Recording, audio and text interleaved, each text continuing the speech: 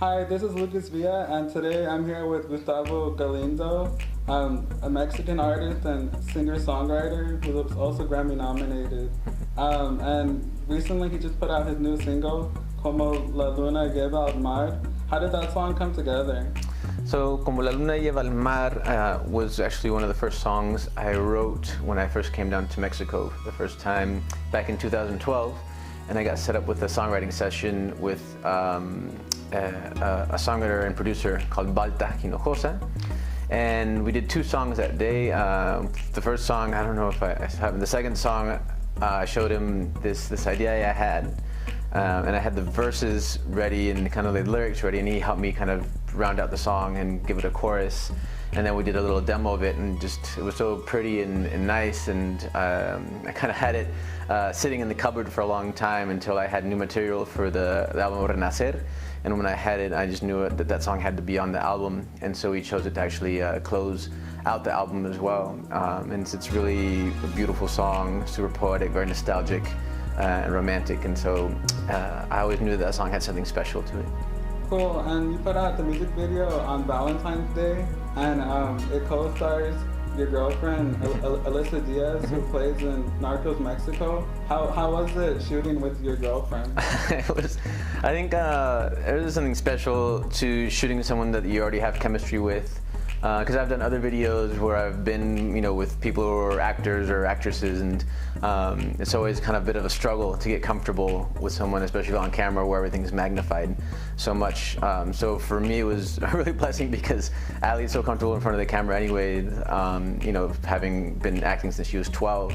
And for me, it was just easy. It's almost as if the camera wasn't there a lot of the time, which is nice because we got to really capture that real essence of love and of our relationship that's blooming, so forth. So it was really nice to have that chemistry and to have her be in the video as well. And I think it was kind of probably the most romantic video I've done so far. So it was really fun. Cool. And since Valentine's Day passed, did you guys do anything special for Valentine's? Yeah. Well, Valentine's, I always have trouble with Valentine's Day. I think there's a lot of pressure on Valentine's Day, so it's not really one of my favorite holidays, but I do appreciate, that everyone's out and being very loving and caring, and so we went to Lucha Vavoom last night, so that was a lot of fun. I always try and do little things, but I think kids should not just wait for Valentine's Day to be romantic. I think there's plenty of days in the year to do so. But it also just helps because it was, Valentine's Day, and we were able to pick that date to launch the videos. So it was kind of a cool thing to go hand in hand and pick a day of love to release a video about love. Yeah, I agree. I think the love should be spread every day. And Como la Luna Lleva al Mar is from your new album Renacer, which means rebirth in English. Why was there a 7-year period, a gap between this album and your first album? I think I don't know. It's always tough. There's lots of different factors that occurred in that transgression of those years. Moving down to Mexico, one of them. Being being on a label with the first album, and then not being on a label anymore for the second album.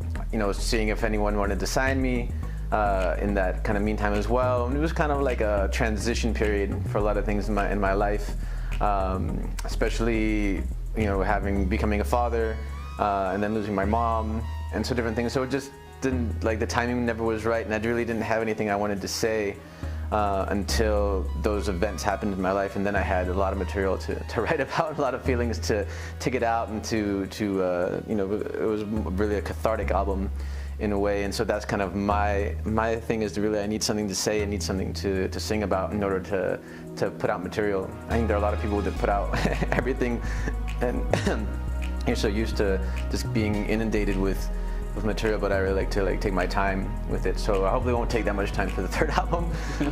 But you never know. I always feel that art speaks when it has to speak, and if you don't have anything to say, then you shouldn't say anything. Yeah, and from what I understand, it was part of it was recorded in Mexico City, and part of it was recorded in LA. How did that influence the sound?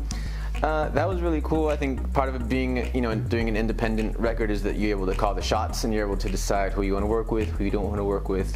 So for me, it was really a positive thing to be able to decide that I wanted to do songs in Mexico and work with the musicians I had known down there and the producer in the studios, and then come up to LA and then, use all the home studios of my friends to record the album, 5 songs here. And it really, I know it turned out to be like a very organic experience, which is a lot of fun. And I think that kind of sounds on the record, that kind of, relaxed playing. Everyone's really playing on the record because, they love the songs or they have a personal relationship with me. And that always helps out a lot, I think, to have that, that comfort, especially when other people are playing on your record. Yeah, and speaking of other people playing on your record, you collaborated with Debbie Nova and Pedro Capo. Mm-hmm. So, who would you want to collaborate with next? Yeah, it was interesting. Because the first record I didn't collaborate with anyone on it, and for the second one I knew that it'd be fun to do some collaborations. Pedro and Debbie were good friends who I'd met along the way in this crazy career, and they're both super nice and decided to lend me their talent for the songs. So it was a lot of fun. But I don't know, it's just especially when we're dealing with artists that are signed to labels, it's so much paperwork and so much contractual things that you have to do to get them to sing on it.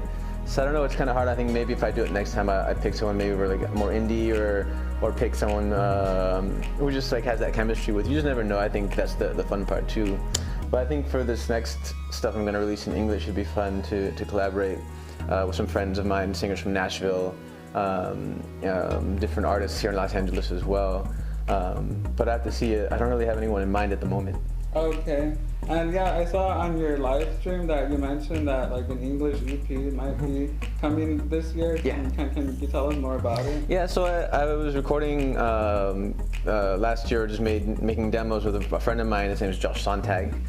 Josh was in Volumen Cero and a bunch of different bands here in LA and in Miami, and he's a producer, an amazing guitar player, and a really good friend. And so we were just putting things together, and we wrote about, I had different songs and I presented it to him, and so we recorded about 5 demos of these songs, and they came out really well and a little bit different, a little more alternative, perhaps in the pop of Renacer.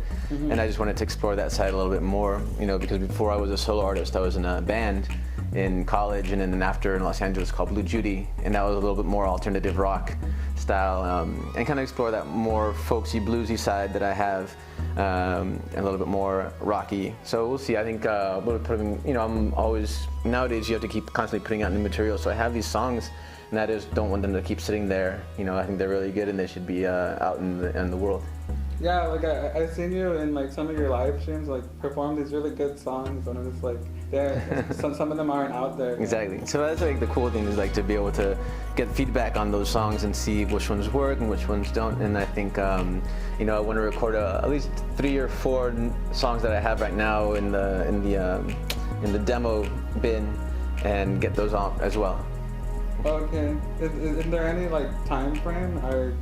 Yeah, I think within the next 3 months probably we'll be putting things out. 3 to 6 months probably, just because I don't want to take too much time. I just want to let this album cycle close, end with this video, you see what other things come from it, any live performances, concerts and things like that, and then start putting out the new material as well. Because it's always interesting because you have to, when you put something out, there has to be a little bit of a reason behind it, but also an initiative. You have to know what you're kind of going for as well, and then you have to have the artwork ready. You have to have all these different factors ready to be able to put it out and release into the world. But that's the cool part, that it's a lot easier now than it used to be. Cool. And since we're still early in 2019, what's one of your goals for this year? I think for this year, it's obviously these goals to keep putting material out, to keep playing more live shows. I would like to as well. And it's just as a solo artist, there's lots of opportunities. You just have to kind of search for them and find them and really be hungry for getting out there, just because I know so many artists and so many friends who are on tour, or they're doing things, or they're either struggling or they're trying to get into places to play. So I think that's the big part. The missing pieces, to find a music agent to help booking and things like that, and kind of put together more of that kind of live music team, I think will be my goal for 2019. Cool. Thank you for your time, Gustavo. Of course.